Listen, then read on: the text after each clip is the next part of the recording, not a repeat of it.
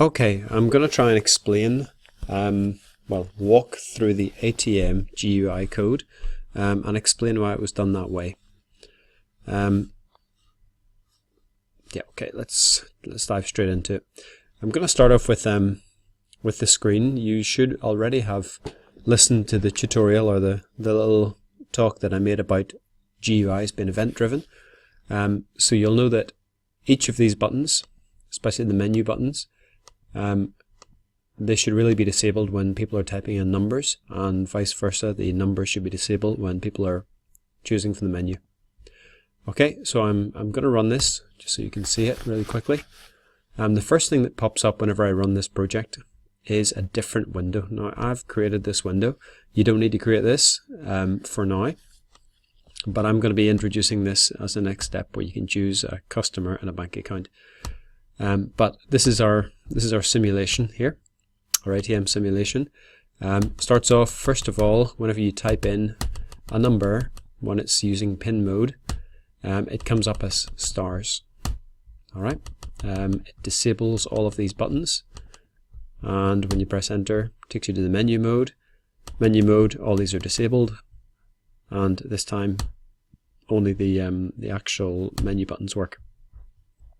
You can't press enter if you haven't typed any numbers in, which is when you're supposed to type a number. There you go. And back here again. Okay, I'm going to log off. Finally, the log off button closes the window. Right, let's start off with the simplest of buttons. Log off. I'll just jump straight into that code right away. The log off button. First of all, I have a variable at the very top, which I'll show you in a second. And it says if the menu buttons are enabled, so it only works if the menu buttons are enabled. But anyway, what it does is it sets the window to invisible, so that the window disappears, and then silently in the background, after it's disappeared, it disposes of it. It releases it from memory and cleans up and closes all the variables, etc. Okay, so those two things by themselves are enough to close a window, and I do that both when they click on cancel, and when they click on log off, and when they click on the little red X that appears in the top left hand corner. All of those do exactly the same things. Right, let's look at the buttons. The number buttons first of all. Each of the number buttons, if you look at the source code, the very top, I define some variables. Are the number buttons enabled? Are the menu buttons enabled? And should I hide the numbers when they type it? In other words, is it a password and I should hide it with asterisks or stars? All right. This variable here contains whatever they're typing in, and this variable is the kind of mode or what the topic of what they're typing in is. So in other words, at the very start, number buttons are enabled because they're typing in a pin code. Menu buttons are not enabled because they shouldn't be getting a balance or doing something like that before they've logged in. Hide input numbers is true, so the numbers will come up as stars instead of what I actually type. However, the real number string will be stored in here, so the real, what I type in will be stored in there, even though it shows stars. And finally, the step or the kind of thing that I'm processing at the minute is the pin. Okay, and we'll find out why I store that in a minute. Now, each of the number buttons, for example here, when I click on a button, I'm just going to go back into design so you can see. If I click on button number 1, oh, no blank lines there. If I click on button number 1, it calls a function called add number, and it passes it 1. If I click on button number 2, it calls a function called add number, passes it 2, etc, etc, etc, all the way down to 9. It's just the same line of code with that changed in it. Okay, now I'm going to look at what add number is. Jump to, where can I do it? Navigate to declaration, right. So add number, which is at the top of the file, top of the program. It receives that number. It's a string and it calls it num. Now it does a couple of things. First of all, it asks, are number buttons enabled? Because as you can see down there, that's the end of the if. If the Boolean variable that I've set up here, number buttons enabled, if that's equal to false, then they've got no reason to type a number right now, so it doesn't do anything at all. It just drops straight out of that. So in other words, if I'm not in a mode where I should be entering a number and I press any of those number buttons, it won't do anything at all. It only does this stuff here if the variable number buttons enabled is equal to true. Okay, next thing it does, is it adds the number. It's called MUN, NUM. The number of the button that I've just hit, it adds it to the end of that string input numbers. And that string, if you remember, is what holds the real numbers that I type in. What gets displayed could either be the real numbers or the stars, depending whether it's password mode or not. And that's what the next line is. Now that it's added that number to the end of the string, it asks, should I hide these numbers? In other words, is it a password or a PIN number? And if I shouldn't hide the numbers, if it's okay to just show them, then I set the text of the label to what the numbers are. Easy peasy, it appears on the screen just as I type it, like when you're typing in how much money you want to take out, etc. However, if I should hide the numbers, in other words, in this else thing here, if I should hide the numbers, what it does is it creates a string buffer. Now, string buffer is one of the classes that we need to learn as part of the basic IB curriculum. A string buffer is a way of building up a string character by character. Now, if you remember an array is not resizable. It's statically fixed. You declare it and you say how big it is from the start, and it can't be changed. And if you want to change the size of an array, you have to create a new one and copy all of the elements across. And if I just used the string class and I added one character to it each time, then every time I add a character to it, it would create a new string class, which uses up more memory. So if I'm building up a string, it's much better to use the string buffer class. And the string buffer class just starts off with, you give it an initial length, and then what I do here is for each of the numbers, from zero until the length of that string that I have that has the total amount of numbers in it, the numbers that have been input, here it is here, input numbers, from 0 until the length of that, I add a star to that string buffer, and then what I print on the label in the middle of the screen is that string buffer. So in other words, if I type in 1, 2, 3, 4, 5, 6, what it'll do is it won't print the label. It won't print 1, 2, 3, 4, 5, 6 in the screen. It'll loop around 6 times, and each time it goes around, it'll add a star to a string, and it'll print star, star, star, star, star, star on the screen. Okay. Example of that at the very, very beginning when you run your program, or when you run this program, is when I try to type in the PIN number, and I press 2, 2, 2, 2, 2, 2. It's gone in here. It's each time it's added a 2 onto the end of input numbers, so input numbers is now 2, 2, 2, 2, 2, 2. However, the variable, which is hide numbers, is set. So what it's done here is it's looped around 6 times, adding a star to the initially empty string, and then it sets the text to that the result of that, which is 6 stars. Okay. Let's close that out quickly. Right, back to my design. Now, when I get to the menu,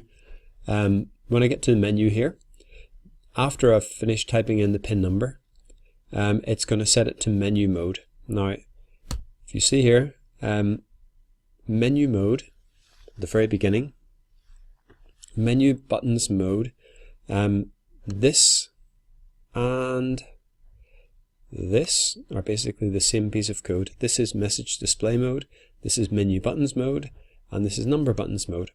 And the good news is I've just basically copied and pasted this code, but I've changed the visible and enabled, etc. to true or false, depending on what should be enabled, in that mode. So it starts off, whenever I start off the ATMGui, this is the constructor here.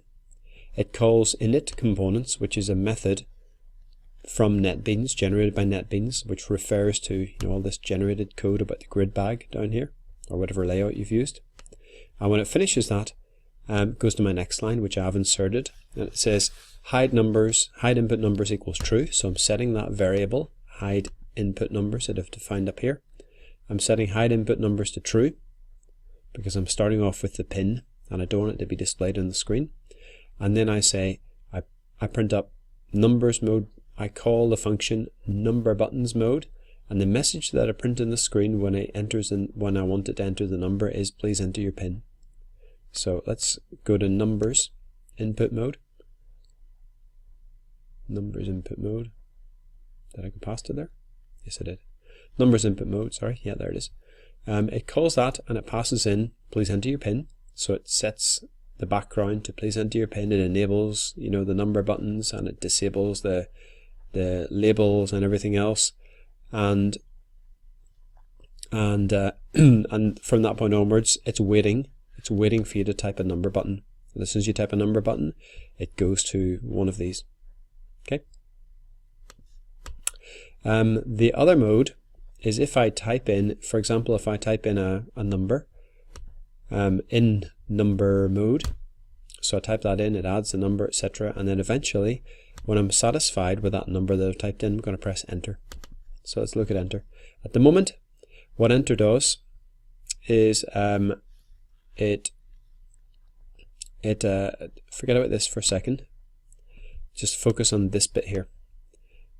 If the length of what I've typed is 0, in other words, if I haven't typed any numbers in, they've just pressed enter, then it doesn't do it. It returns out of that, doesn't do anything. Return just means it passes control back to the screen and it doesn't do any more. So in other words, if it asks me to type in how much cash do you want to withdraw, and I hit enter straight away without typing any number, then it doesn't do anything. However, if it gets past this, if it gets past these two conditions, here, and it arrives here, at the minute, all it does is it swaps back to menu mode again. In other words, it prints the menu again. It doesn't do anything. This is where I would insert my code. Look, insert code to do whatever is necessary, e.g. decrease balance, add money, etc. I haven't actually put that in yet because I haven't inserted the business logic yet. Okay, this is just my GUI at the minute, but I know I'm going to come back later on and I'm going to pin in my other code, link to my other code there. That's an important link. Okay, so at the minute, all it does is, first of all, it asks, what I'm doing at the minute, am I displaying a statement on the screen, or am I showing the balance on the screen? Because if that's true, then I should go to menu buttons mode afterwards. In other words, I'm pressing enter because I'm seeing a statement on the screen and it said press enter to continue. So I press enter and it goes back to the menu again.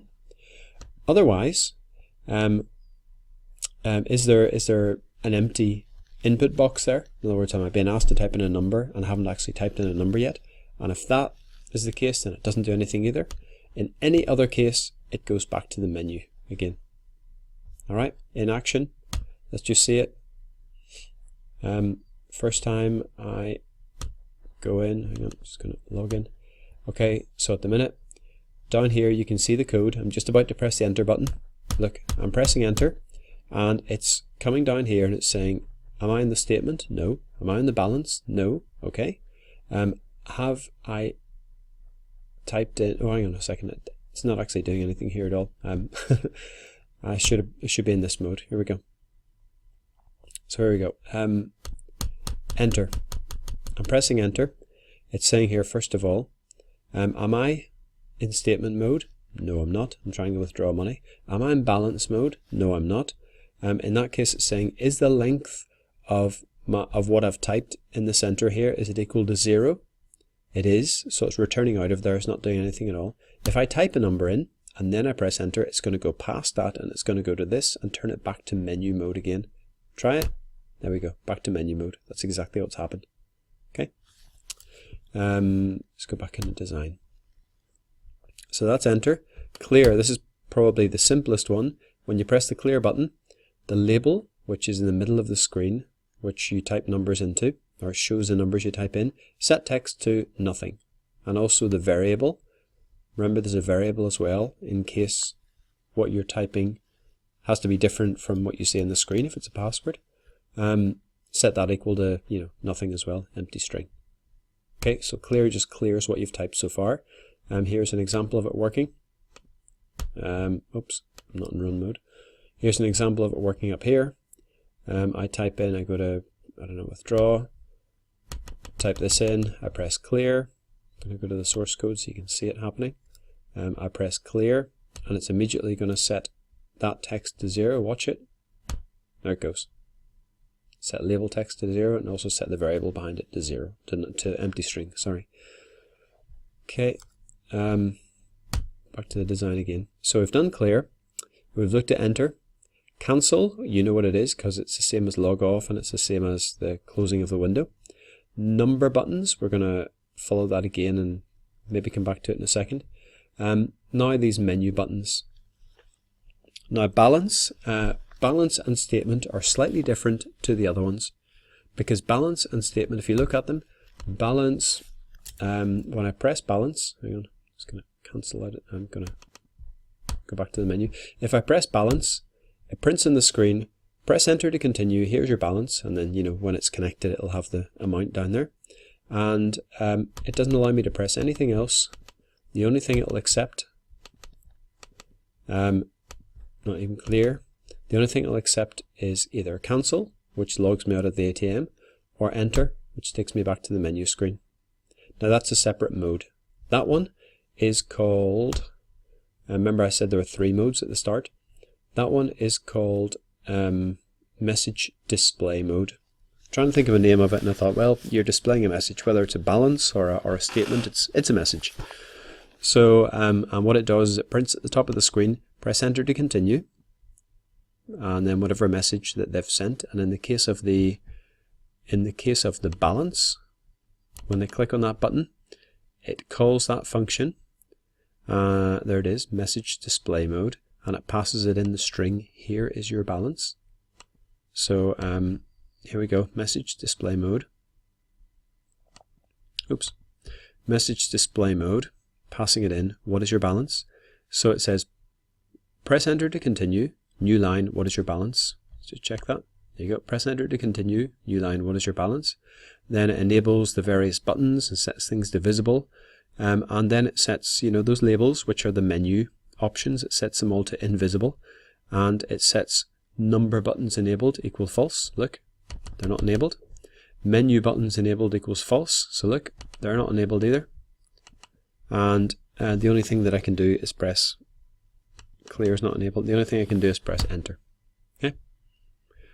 Same with the statement. The only difference is that if I press the statement button, it does exactly the same code as the balance so far. The only difference is the message that it passes in is, here is your statement. And I've just seen a bug in there that I'm going to fix. Now, let me explain this. There's something there which is not being used at the minute. It's a variable that I've called what is being input. And I'm just doing that so that at different points in my program, even if I'm halfway through inputting the balance, if I'm halfway through inputting how much money to withdraw or whatever, then there's a variable that records what I'm doing at the minute. Okay, we'll come back to that a little bit later on. I only actually use it in one place. At the moment, I only use that variable for in the enter button, because when, if the enter button is pressed, if I'm either in the mode of where I'm showing them the statement on the screen and saying press enter to continue, or I'm showing them the balance on the screen and I'm saying press enter to continue, if I'm one of those two modes, then it'll just immediately, pressing enter will immediately return it back to the menu. That's what you'd expect.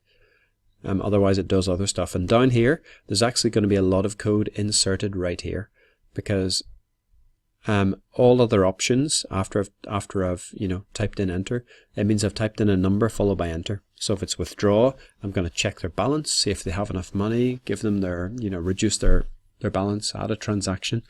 If it's a deposit, I'm going to do something similar. If it's a change PIN, I'm going to have a block of code there that asks them for their old PIN followed by their new PIN, and etc. So that's where the bulk of the code is going to go. All right. Now I'm going to scroll through this quickly just to see if there's anything that I have missed. I'm going to go back to the top. Okay. If you scroll to the top of the of the form. Just to explain through it quickly again one last time.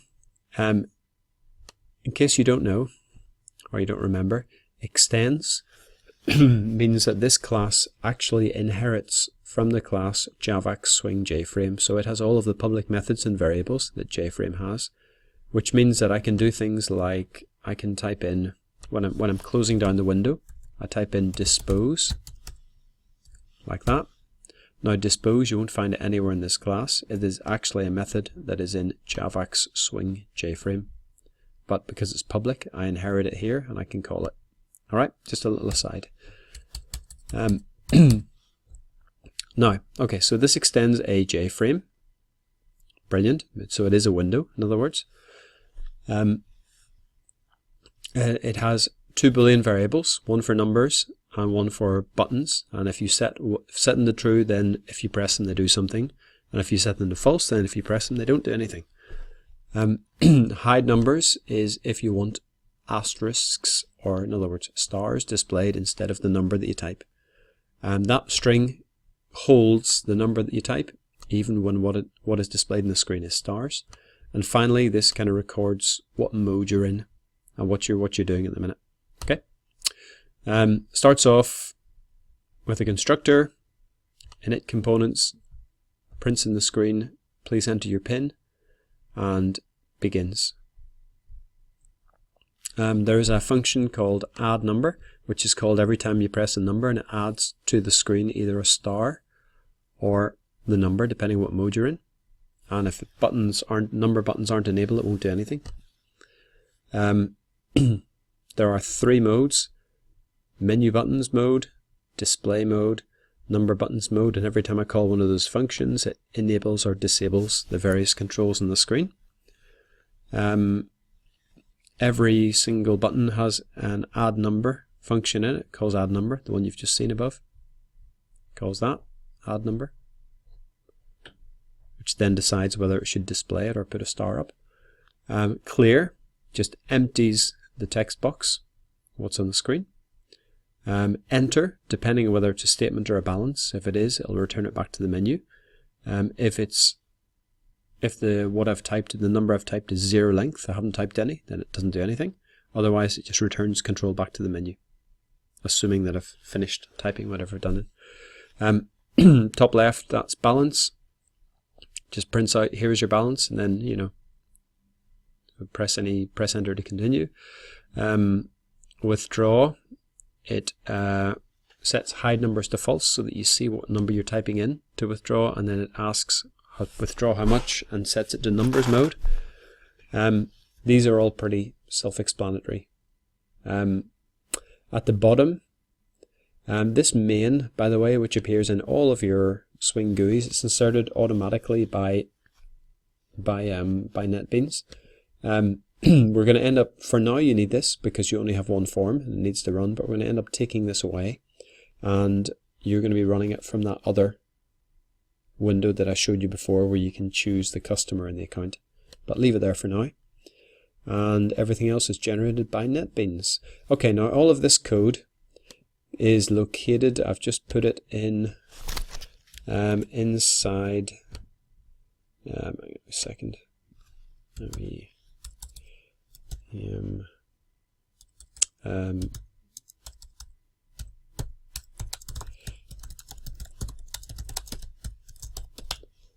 second, right, I've put it inside the object-oriented programming Java, the ATM project source code, stage 2, and I put it inside the GUI folder. So you can look at this here. You can copy and paste this into NetBeans and it should work fine. I'm not sure if it's going to allow you to move the controls around, but that should work fine. But you can refer backwards and forwards to this. It's not that long. You can refer backwards and forwards to it, and now hopefully you understand a bit more about it and can adapt your own code so that your GUI works. Right now, shouldn't really be, doing anything special. It should just be enabling and disabling the controls and making sense and stopping the user from doing things that they shouldn't be able to do. Okay, hope that's helped, and if not, please talk to me and ask me any questions that you want.